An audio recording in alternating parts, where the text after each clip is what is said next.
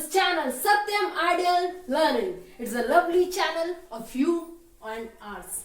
Okay, so our today's topic is reflex action. We have already discussed about peripheral nervous system, central nervous system and the structure and function of neuron, and we are here for cracking and one and all exam NEET. We are preparing for it from the basic onwards and we are going to a higher level. धीरे धीरे चलेंगे ना higher level पे. See guys, share our videos much because it will motivate and more people. Okay, one will share, two will share, all will share, then it will motivate and then all will come on study. So more and more people can be study. Villagers, students can also study. Okay, so our today's topic is reflex action. Now, reflex action is not controlled by our conscious thought. It is the very first point. It is not controlled by our conscious thoughts. Guys, all the notes are there. You can copy it down and you can write. I am telling, you can write it also. Okay. So, reflex action, as the name suggests, reflex. It is not controlled by our conscious thought. It is not controlled by directly our brain. Okay. Now, it is an automatic response to a stimulus. A stimulus is a thing through which we are responding, and the ability of responding to a stimulus is known as sensitivity. And it is an automatic response to a stimulus. Automatic response, which requires swift actions. It requires swift actions. And what are the examples? The examples are sneezing, coughing, yawning, and I am giving some more examples also. Like your friend suddenly takes a torch and flash the light on your eye. Then you suddenly, when the light will come, you will immediately close your eyes or blink your eyes. No, you will immediately close your eyes. No, because the light is coming. And reflex action are mostly used for protection. Okay, they are mostly used for protection from any kind of danger. Okay, so you will close your eyes and you are responding to that stimulus. What is the stimulus? Stimulus is the light which your friend has flashed it on your eyes. Okay, so the stimulus is light and you are responding to that stimulus. Okay, you are responding to that stimulus, you are responding to the light, and this ability of responding to the stimulus is known as sensitivity. As I have told you, I am giving an example so that you can have a crystal clear. Okay, so this was an first example, and sneezing, coughing and yawning are of the some examples. Okay, and for example, you have touched a hot object. Suddenly you have touched a hot object. You will withdraw your hand immediately because you have touched a hot object, and this withdrawal of hand is known as reflex action. This is a kind of reflex action only, guys. So, sneezing is also a reflex action. Now, how sneezing is a reflex action? Sneezing occurs when the germs particles go inside our nose and irritate our nose. Then we sneeze out. No? Then only we sneeze out, na? So that the germs that has been entered in the nose can get out. Okay, can get out with the air. Okay, and coughing and yawning are the same, like this one only. So I have given you 3 examples. These are, I think you have a crystal clear. Okay, now come, it doesn't involve brain directly and is happened by the help of spinal cord and PNS, peripheral nervous system. Don't forget it. Okay, so it doesn't involve brain directly. Remember, I have told you that it doesn't involve brain directly and is happened by the help of what? Spinal cord and PNS, peripheral nervous system. And the mechanism of this action, no, is different from that which is involved in the involuntary activities. I have told you that there is involuntary activities which are not in our control, which are not in our direct control. So, the mechanism of this action is different from the involuntary activity, you have to remain it with this mind that this mechanism is different from that of involuntary activities. Okay, mechanism of action is different from the involuntary activities. You have to be clear with this point. Okay, and involuntary activities is controlled by the ANS. ANS means autonomic nervous system, or you can say involuntary nervous system. Okay, so autonomic nervous system control the involuntary activities. You can say involuntary activities are mainly controlled by the medulla oblongata. Medulla oblongata. Come on. In this reflex action, message from the receptors. The receptors are the sensory cells. Receptors are the sensory cells. Now, in this message from receptors that have been stimulated, the message which has been stimulated, the impulse which has been stimulated, then it will go, it is sent with sensory neuron. Okay, sensory neuron take the impulse from where? Remember this thing, from the sensory organs to the sensory organs, or you can say cells or receptors, sensory cells or receptors, to the brain and the spinal cord. So is sent with the sensory neuron and comes through what? Comes through the motor neuron, which is in the spinal cord. Reflex action I am talking. I am talking only about reflex action. So concentrate on this only. Okay. So, and comes through motor neuron, which is in the spinal cord. The cell body of the motor neuron is in the spinal cord, and from the cell body only it comes. I am giving this a brief thing. Okay, I will be explaining in detail. Okay, so don't feel worried. So it comes through motor neuron, which is in the spinal cord, and sends messages to the affected organ. So the motor neuron, which is in the spinal cord, which has the cell body in the spinal cord, will come to the effector organ, and then it will send the message to the effector organ. And this route, now it is a very important thing, guys. It is a very, very important thing.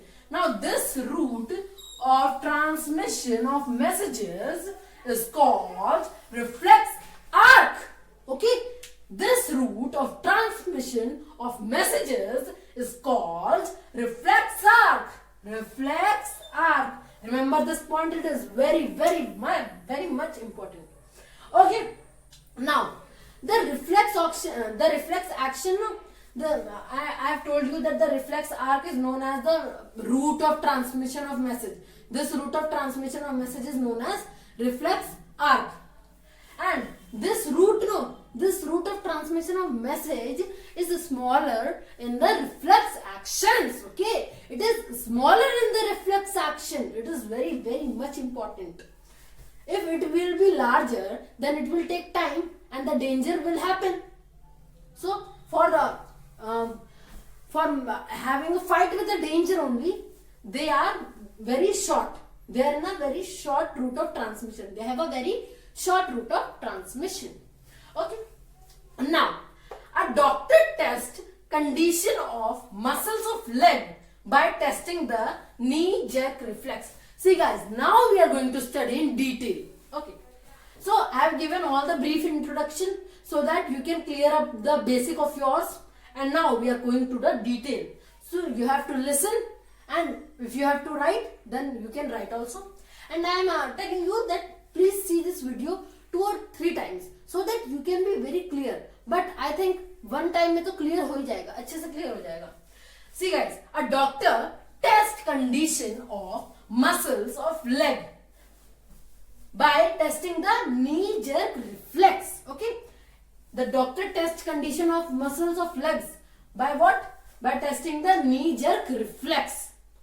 Knee jerk reflex is an important term. You have to remember how the doctor tests condition of the leg muscles. One can ask. So you have to tell by testing the knee jerk reflex. Okay. Now we are going to study about how the knee jerk reflex happens. Okay. How the doctor tests it. See, a doctor have a hammer. It is not a very big hammer that you have in the house. It's a small hammer which you have seen in the buses. Okay, so they have a hammer and they will tap on the tendon which is below the knee. Which is below the knee, there is a tendon and they will tap on it. They will tap on the tendon. And then, you know the tendon what is? Tendon is the joint of the muscle and the bones. Okay. So, tendon is the joint between the muscle and the bones. And they will tap on the tendon. Now, there are some of the muscles which are quadriceps femoris. There has been written quadriceps femoris. You can see the diagram. It is very clear. It is very much clear. See, there are some quadriceps femoris. They are muscles which are present on the upper of the thigh. They are on the upper side of the thigh. You can see. On the upper side of the thigh, they are present. Quadriceps femoris. And they are on the front also. Okay. So there are only some distance back through the knee. And when the doctor tap on the tendon, then this quadriceps femoris will stimulate its receptors, stretching receptors. So it will stimulate its stretching receptors. Now the stretching receptors have been stimulated. Now these stretching receptors of the quadriceps femoris has been stimulated. Now they will give an impulse to through the sensory neuron. Okay, so they will give an impulse.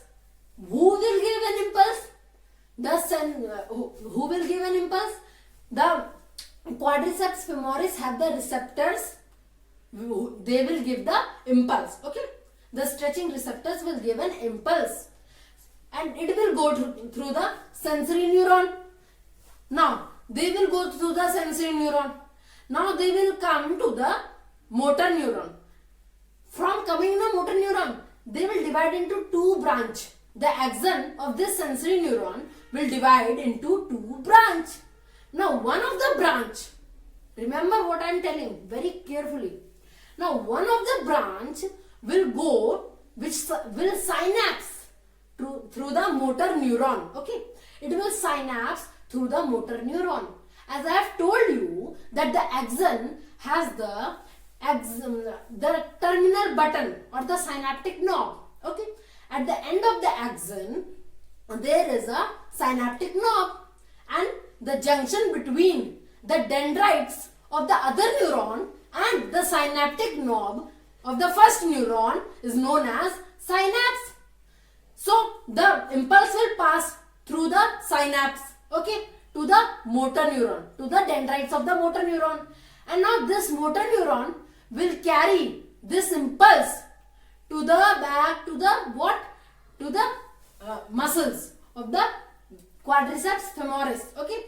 They will come, the motor neuron will come to the quadriceps femoris, and then it will give an impulse to the quadriceps femoris.